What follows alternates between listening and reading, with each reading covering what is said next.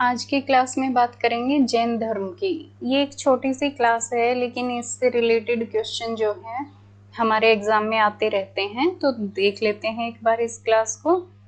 सारे ही important question हैं जो एग्जाम्स में आ चुके हैं या आ सकते हैं, तो वो सब जो है एक छोटी सी क्लास में हम कवर करते हैं। तो सबसे पहले बात करते हैं जैन धर्म की। तो जैन धर्म जो है इसकी भाषा देखते हैं भाई, प्राकृत भाषा। अब बौद्ध धर्म की जब हमने बात की थी तो उसमें जो है पाली भाषा थी, लेकिन जैन धर्म में प्राकृत भाषा। तो पहला क्वेश्चन तो यहीं पर हो गया आपका। फिर जैन का अर्थ क्या होता है? तो जैन का अर्थ जो है विजेता होता है, यानी कि इंद्रियों का विजेता, जिसने अपनी इंद्रियों पर विजय प्राप्त कर ली हो।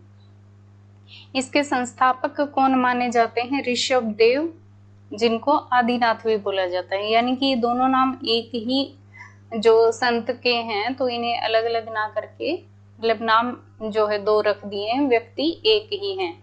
तो ऋषभ देव या आदिनाथ जो है इसके संस्थापक हो गए। पहला, अब हमें इनमें से 24 हुए हैं ये, लेकिन इनमें से हमें सिर्फ 4 जो है याद करने हैं, और ये बहुत इंपॉर्टेंट है, इसको बिल्कुल अच्छे से याद कर लीजिए। हमें सिर्फ 4 ही याद करने हैं, 24 याद नहीं करने हैं। तो पहला, 22वां, 23वां और 24वां।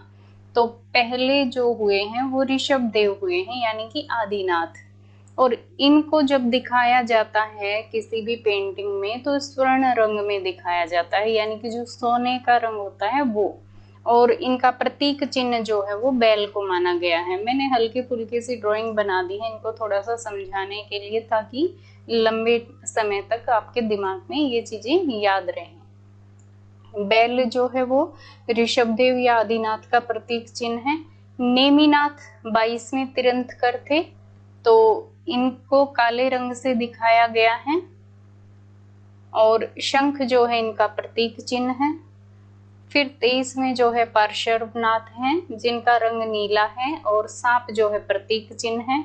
24 में जो है महावीर स्वामी हुए, जिन्हें वास्तविक संस्थापक जो है जैन धर्म का वास्तविक संस्थापक माना जाता है।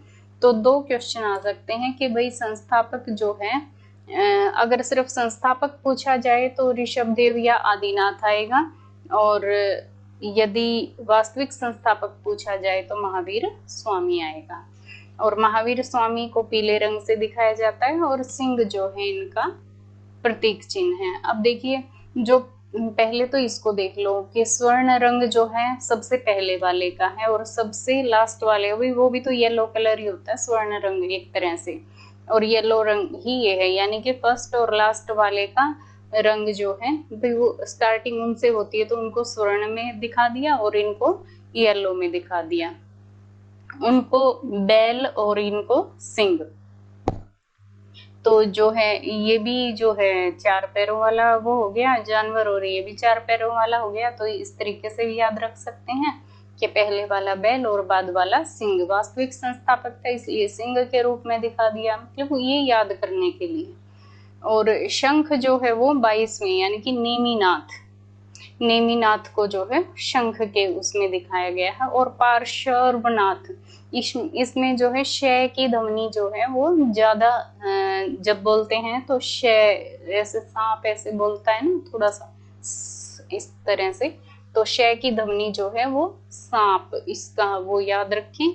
और जो सांप के काटने से जो है आदमी कैसा पड़ जाता है, नीला पड़ जाता है। तो इस तरीके से जो है इस क्वेश्चन को याद रखेंगे। तो ये 4 ही याद करनी है, ऋषभदेव, आदिनाथ, नेमिनाथ, पार्श्वनाथ और महावीर स्वामी। तो मुझे लगता है ये वाले क्वेश्चन आपको साथ साथ ही याद हो गए होंगे, नहीं तो 1-2 बार और रिपीट कर लीजिएगा। 1-2 क्वेश्चन और हैं, उनको और देख लेते हैं। अब देखिए, कल्पसूत्र और कालकाचार्य कथा, ये दोनों ही जैन धर्म से संबंधित ग्रंथ हैं, कल्पसूत्र और कालकाचार्य कथा। अब बौद्ध धर्म के ग्रंथ जो हैं और जैन धर्म के हैं, उन दोनों में थोड़ा सा कंफ्यूजन रहता है, तो यहाँ पर ये जरूर आप नोट करके रखें कि कल्पसूत्र और कालकाचार्य कथा जो है वो जैन धर्म से संबंधित ग्रंथ हैं।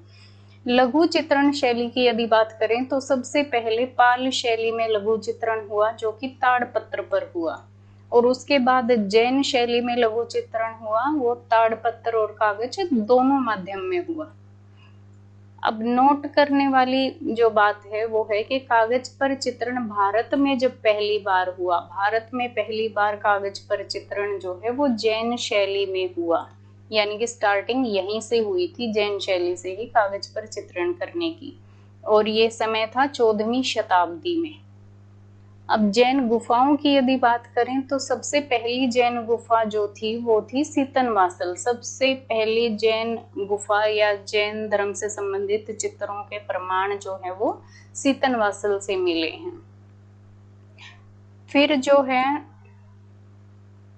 एलोरा जो है, एलोरा में भी जैन धर्म से संबंधित चित्र मिले हैं, लेकिन सीतनवासल को जो है जैन धर्म से संबंधित गुफा बोला जाता है। तो सबसे पहली गुफा सीतनवासल जैन धर्म से संबंधित आ जाएगी, उसके बाद एलोरा। मूर्ति की यदि बात करें तो मूर्ति गोमतेश्वर बाहुबली, गोमतेश्वर बाहुबली की जो मूर्ति है वो है श्रवण बेलगोला में, जो कर्नाटक में है। बहुत बड़ी मूर्ति है ये, तो आगे भी इसके बारे में डिटेल में बात करेंगे। तो अभी के लिए इतना ही। और कितनी छोटी सी हमारी क्लास थी और बहुत इंपॉर्टेंट क्वेश्चन थे इसमें, क्योंकि देखो इसमें पहली बार वाली कोई भी चीज होती है वो पूछी जाती है, सबसे बड़ी चीज होती है वो पूछी जाती है क्वेश्चन में। तो ये सारी चीजें जो हैं हम अपनी इस क्लास में देख चुके हैं, तो याद करने की जरूर कोशिश करें, साथ साथ अपने नोट्स बहुत क्लियर और सुंदर राइटिंग में जो है अपने नोट्स तैयार करें और थोड़ा थोड़ा उनमें स्पेस छोड़ते चले जाएं। तो क्योंकि यहीं से कुछ क्वेश्चन जो है पाल और जैन शैली में जाएंगे, वहाँ वाले कुछ क्वेश्चन जो है यहाँ पे ऐड कर दिए गए हैं। ये दो बार आपके हो भी जाएंगे, क्योंकि 2 बार अगर कोई भी चीज़ रिपीट करोगे तो वो जल्दी याद होगी। तो इस तरीके से जो है ना हम कोशिश करेंगे कि आपको हर क्लास में कम से कम 60-70% तो क्लास के अंदर ही याद हो जाए। तो बड़ी अच्छी बात होगी यदि आप लोग भी थोड़ी सी कोशिश करें और इन चीज़ों को साथ साथ याद करने की कोशिश करें। तो इसमें जो है जैन धर्म से संबंधित लगभग हमारे क्वेश्चन जो है यहीं पर जो है कंप्लीट होते हैं, और इसी के साथ ये हमारी छोटी सी क्लास जो है यहीं पर समाप्त होती है। तो आज की क्लास के लिए आप सभी का धन्यवाद। नेक्स्ट क्लास में जो है हम मौर्य काल करेंगे। तो मौर्य काल जो है थोड़ा सा सही है और मतलब अच्छा टॉपिक है, थोड़ा सा लंबा है। तो अगली क्लास में हम मौर्य काल करेंगे। तब तक के लिए धन्यवाद।